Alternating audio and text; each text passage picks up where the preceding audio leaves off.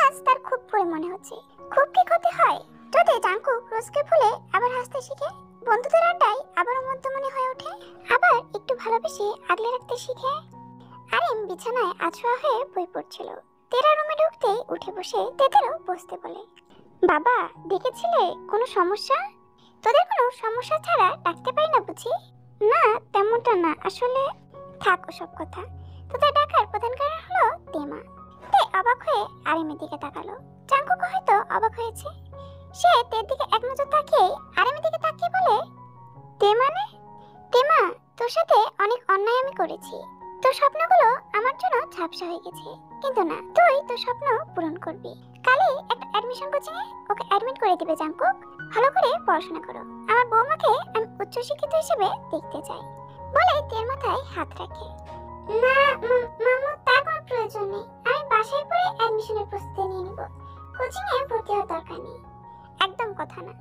আমি যা বলছি, যেভাবে বলছি তাই হবে। তুমি ভর্তি হবে মানে হবে। জাঙ্কুক, তোমার কোনো সমস্যা আছে? না বাবা, আমি এখনই খোঁজ নিয়ে দেখছি কোন কোচিংটা বেটার। বলেই জাঙ্কুক বেরিয়ে গেল। জাঙ্কুকের চোখে মুখে খুশির একটা ঝিলিক ছিল। হয়তো জাঙ্কুক এমন কিছুই চাইছিল। তে একটা দীর্ঘশ্বাস ফেলে বেরিয়ে আসতে নিলেই আরিম তার হাত চেপে ধরে। তে তাকাতেই ছলছল চোখে পাশে বসতে ইশারা করে। তে অবাক হলো। আরিমের এই ছলছল চোখের রহস্য তে খুঁজে পাচ্ছে না। মারে, বড্ড অন্যায় করে ফেলেছি তোর সাথে। পারলে ক্ষমা করিস। কিন্তু জানিস, এই অন্যায়ের জন্য আমার আফসোস হচ্ছে না। সন্তানের জন্য স্বার্থপর হওয়া তো অন্যায় নয়, তাই না? আমি জানি জাঙ্কুক রোজকে ভালোবাসে। ভালোবাসা অন্যায় না, কিন্তু ভালোবাসার জন্য তিলে তিলে শেষ হয়ে যাওয়াটা তো সমাধান নয়। নিজের ছেলেকে চোখের সামনে শেষ হয়ে যেত দেখতে পারছিলাম না। এভাবে থাকলে ও মরে যেত মা, মরে যেত। আমি শুধু আমার ছেলেটাকে বাঁচানোর চেষ্টা করেছি, ব্যাস। তে আরিমের দিকে তাকিয়ে আছে তীক্ষ্ণ চোখে। আরিম চোখের পানি মুছে একটা দীর্ঘশ্বাস ফেলে আবার বলতে শুরু করে। তুই নিশ্চয়ই ভাবছিস, ছেলেকে বাঁচাতে যদি বিয়েটা খুব ইম্পর্টেন্ট ছিল, তাহলে তুই কেন? তোর মতো বাচ্চাকে কেন বেছে নিলাম, কোনো অ্যাডাল্ট মেয়েকে কেন নয়? তে মাথা ঝাঁকালো। আরে মুচকি এসে আবারও বলে ওঠে, এর পেছনে দুটি কারণ আছে। প্রথমত, আমি তোর চোখে জাঙ্কুকের জন্য একটা গভীর মায়া দেখেছিলাম, যা শুধু জাঙ্কুকের মায়ের চোখেই ফুটে ওঠে বারবার। আমার মনে হয়েছিল এই মায়া জাঙ্কুকে বাঁচার একটা স্কোপ তৈরি করে দিবে, তাই তোকে বিয়েটা করতে বাধ্য করেছি। আর দ্বিতীয় কারণটা হলো তুই দেখতে তোর মায়ের মতো, আর তোর আচার ব্যবহারও তার মতোই। এর সাথে বিয়ের কি সম্পর্ক? প্রকুচকে অবাক হয়ে জিজ্ঞেস করলো তে। আরে এবার হু হু করে হেসে উঠলেন। দেখেছিস, এই যে প্রকুচকে তাকালে, তোর মাও ঠিক এভাবেই তাকায়। তোর মা আমাকে বাঁচার আশা দিয়েছিল, আর তুই দিবি আমার ছেলেকে। কি পারবি না? মানে মা বাঁচার আশা দিয়েছিল মানে? আমি তো কিছুই বুঝতে পারছি না। এত বুঝতে হবে না, তোকে অন্যদিন না হয় সব খুলে বলবো। না না, প্লিজ আজই বলো না, নয়তো মায়ের রাতে ঘুমই হবে না। তুই বাহানাও করিস তোর মায়ের মতোই। আমার ছেলেটাকেও তোর মায়ের মতো সামলে নিস মা। এবার যা, এক কাপ জানিয়ে আয় তো। তে বুঝতে পারলো আরিম কথা ঘোরাতে চাইছে, তাই তে আর জোর করলো না। উঠে দরজার দিকে ফিরতেই জাঙ্কুকে দেখতে পেল। দরজায় দাঁড়িয়ে আছে সে। জাঙ্কুকের চোখ মুখ দেখে বুঝতে পারলো না যে জাঙ্কুক কি তার আর আরিমের কথা শুনেছে নাকি শুনেনি। জাঙ্কুক তের দিকে এক নজর তাকিয়ে চোখ সরিয়ে নিল। তেকে পাশ কাটিয়ে জাঙ্কুক যে আরিমের পাশে দাঁড়ালো। তেও চা আনতে নিচে চলে গেল। আরিমের কথা শুনে যা বুঝতে পারছে তে, আরিম তাকে কোচিং এ ভর্তি করিয়েই ছাড়বে। কিন্তু টাকা? তে এত টাকা পাবে কোথায়? ভর্তি ফি, বই খাতা বাবদ 15-20 হাজার টাকা তো অ্যাটলিস্ট লাগবে। আরিম বা জাঙ্কুকের টাকায় তে কোচিং এ ভর্তি হবে না। জাঙ্কুকের মুখে শোনা লোভী পদবিটা এখনো তার কানে বাজে। না, নিজের আত্মসম্মানের সাথে কোনো কম্প্রোমাইজ নয়। সুবিনকে বলা যাবে না, না হলে সুবিন আরিমকে ভুল বুঝবে। এইচএসসি পাশ করার সার্টিফিকেটও হাতে পায়নি, তো চাকরি করাটা নিহাতি কল্পনা। কিন্তু কিছু তো করতে হবে। এসব ভাবতে ভাবতে আরিমের হাতে চায়ের কাপটা ধরিয়ে দিয়ে নিচের রুমের দিকে পা বাড়ালো। জাঙ্কুক হয়তো রুমে আছে, তার থেকে টাকার অ্যামাউন্টটা জেনে নিতে হবে। তাড়াহুড়ো করে রুমে ঢুকতেই দেহা জাঙ্কুক এর মধ্যে শাওয়ারও নিয়ে নিয়েছে। How fast! হবে না কেন? দেখতে হবে না কারবার? তে ইচ্ছে করছে কাজলে টিপ দিয়ে দিতে। এত কিউট কে হতে বলেছে? ভিজা চুল থেকে টুপটা পানি ঝরছে। তে ইচ্ছে করছে তার বুকে জমে থাকা ফোঁটা ফোঁটা পানিগুলো আলতো হাতে ছুঁয়ে দিতে। হঠাৎই দুষ্ট বুদ্ধি খেলে গেল মাথায়। জাঙ্কুক দেখে দেখে যেন অস্বস্তিতে পড়ে গেল। তাড়াহুড়ো করে ড্রেস বের করতে লাগলো। ঢং দেখলে মেজাজ বিগড়ে যায়। ন্যাকামো! আগে তো খালি গায়ে ওটা সামনে চলে আসতো, আর আমি লজ্জায় লাল হয়েছিলাম। এখন বিয়ে হয়ে গেছে, সাথে সাথে সাহেবের দেখি লজ্জার কারখানা দিয়ে বসেছে। যাক, তাড়াহুড়ো করে এগিয়ে যাচ্ছিল। অমনিতে জাঙ্কুকের পায়ের সাথে পা লাগিয়ে দিল। তারপর যা হওয়ার তাই হলো। তেকে নিয়ে বিছানায় গিয়ে পড়লো জাঙ্কুক। তে কোথায় ভেবেছিল স্টার জলসার হিরো হিরোইনদের মতো 5-10 মিনিট দুজন দুজনের দিকে তাকিয়ে হারিয়ে যাবে, কিন্তু তা আর হলো কই। ওই যে তের বর বলে কথা, এটা এত আনরোম্যান্টিক। তে মনে হলো পড়ার আগেই জাঙ্কুক উঠে গেল। আর তে উঠে বসতে বসতে টি শার্ট নিয়ে ওয়াশরুমে ঢুকে গেল। যাওয়ার সময় ছোট্ট করে বলে গেল, সরি, এটা ইন্টেনশনালি ছিল না। তের এবার মেজাজটাই খারাপ হচ্ছে। বেটা খচ্চর, জীবনে রোমান্টিক মুভি দেখিসনি? ইচ্ছে তো করছে তোর সবগুলো চুল টেনে ছিঁড়ে ফেলি। ফাজিল পোলা, কত আশা করেছিলাম কত সুন্দর রোমান্টিক সিন ক্রিয়েট হবে, আর এই বেটা সব নষ্ট করে দিল শালা আবার। জাঙ্কুক ওয়াশরুম থেকে বের হতেই ল্যাপটপ নিয়ে বসে অ্যাজ ইউজুয়াল তের দিকে ফিরেও তাকালো না। তে জাঙ্কুকের সামনে গিয়ে দাঁড়ালো। এবার জাঙ্কুক প্রকুচকে তের দিকে তাকালো। হোয়াট, এবার দাঁড়িয়ে আছো কেন? আমার ইচ্ছা। তাহলে ওদিকে গিয়ে দাঁড়াও, আমি কাজ করছি। তো জাঙ্কুক এবার তীক্ষ্ণ দৃষ্টিতে তের দিকে তাকালো। আপনি তো কাজ করছেন, ভালো কথা করেন, আমি তো আপনাকে ধরে রাখিনি। আপনি কাজ করেন, আমি এখানে দাঁড়িয়ে থাকবো আর আপনার দিকে তাকিয়ে থাকবো। হোয়াট রাবিশ, বাচ্চাদের মতো কথা না বলে সরো এখান থেকে। এত বাচ্চাই, এই জন্য 1 তারিখে 18 হবে। 18 বছর পর্যন্ত সবাই শিশু, তাই আমিও শিশু। বলেই চট করে জাঙ্কুকের কোলে বসে গেল তে। হঠাৎ করে যে তের কি হলো সে নিজেই বুঝছে না।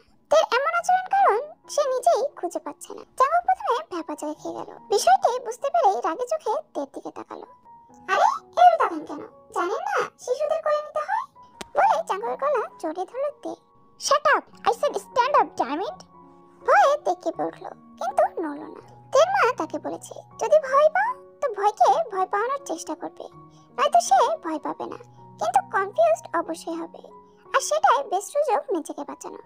তেও সেই ট্রিক ইউজ করলো। চুপ, একদম চুপ, চেঁচাবেন না একদম।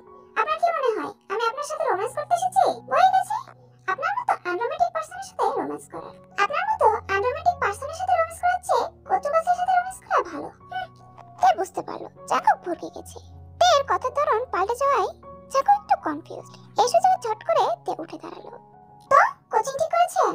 তে এভাবে প্রসঙ্গ পাল্টাতেই জাঙ্কুক এবার আরো অবাক হলো। কোনো রকমে বলল, ভর্তি ফি যাবত কত টাকা লাগবে? কেন, সেটা দিয়ে তুমি কি করবে? বলতে তো সমস্যা নেই, বলুন না প্লিজ। সব মিলে 20,000 মতো লাগতে পারে। ও থ্যাঙ্কস। বলে ফোন হাতে বেলকনিতে চলে গেল তে। এতক্ষণে হাঁপ ছেড়ে বাঁচলো সে।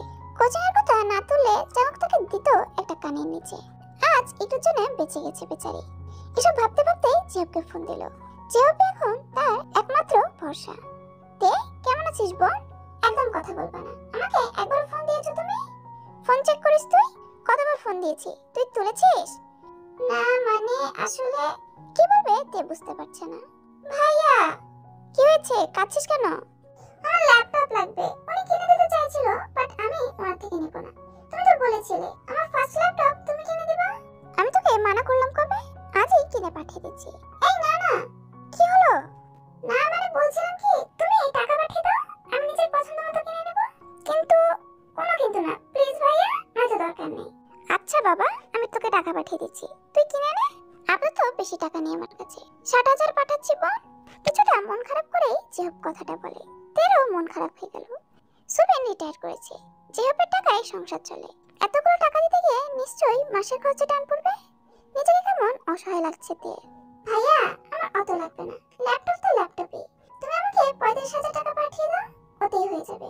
কি যে বলিস, একদম না, আমি তোকে না না না না, আমি যা বলেছি তাই হবে, নয়তো আমার চাই না।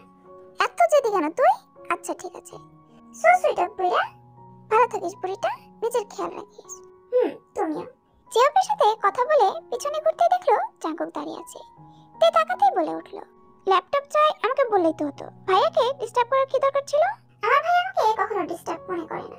এনিওয়ে, আজ আমাকে কোচিং এ অ্যাডমিট করাতে যাবেন নাকি? ডিস্টার্ব ফিল না করলেও তুমি এখন আর ওনার রেসপন্সিবিলিটি নাও। আর হ্যাঁ, বিকালে তোমাকে নিয়ে যাবো কোচিং এ, তৈরি থেকো। ও তাহলে বের হওয়ার আগে মনে করে আমার থেকে ভর্তির টাকাটা নিয়ে নেবেন প্লিজ।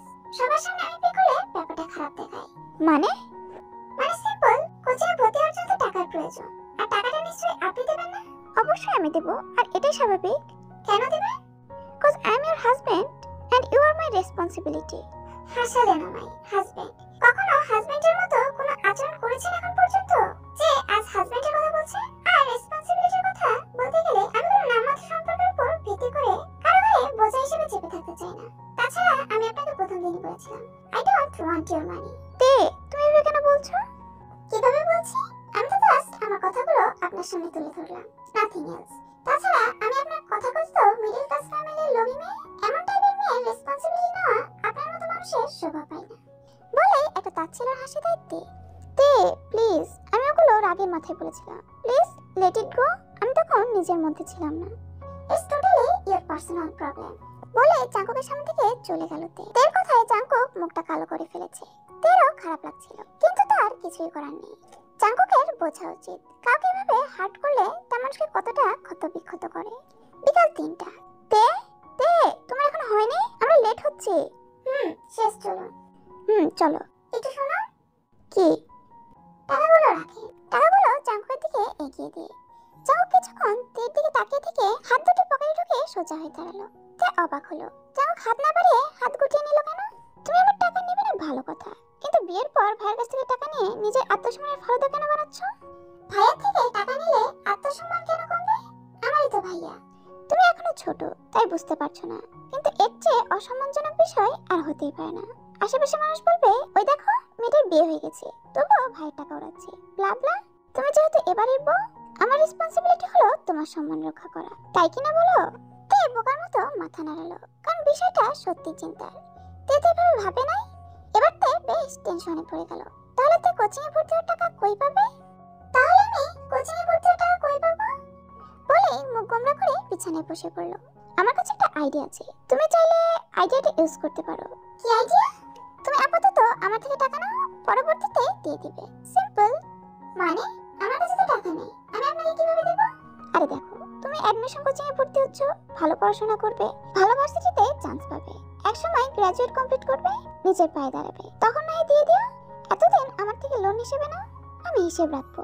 কিন্তু ওকে, তোমার কাছে বেটার অপশন থাকলে ইউ ক্যান ইউজ। চাঙ্কুর আইডিয়াটা তের বেশ ভালোই লেগেছে, তাই তে আর ঝামেলা না করে চাঙ্কুর কথায় রাজি হয়ে গেল আর বলল তে অবশ্যই তার টাকা রিটার্ন করবে। চাঙ্কু যেন মনে না করে তে তার টাকা একেবারে নিয়ে নিচ্ছে। তের কথা শুনে চাঙ্কুকও মাথা নাড়িয়ে বলে ওঠে, অবশ্যই দিবা, না দিলে তোমার নামে কেস করব। আমি তো টাকা ছাড়ার মানুষ নই। আচ্ছা যাও, এক কাপ কফি নিয়ে এসো। এখন? এত সুন্দর আইডিয়া দিলাম, ট্রিট দেবে না? আমি ফ্রিতে কিছু করি না, গো নাও। তেও আর কিছু বলল না, মুখ ভেঙচে নিচে চলে গেল। কিন্তু ফিরে এসে যা দেখলো তার জন্য তে মোটেও প্রস্তুত ছিল না।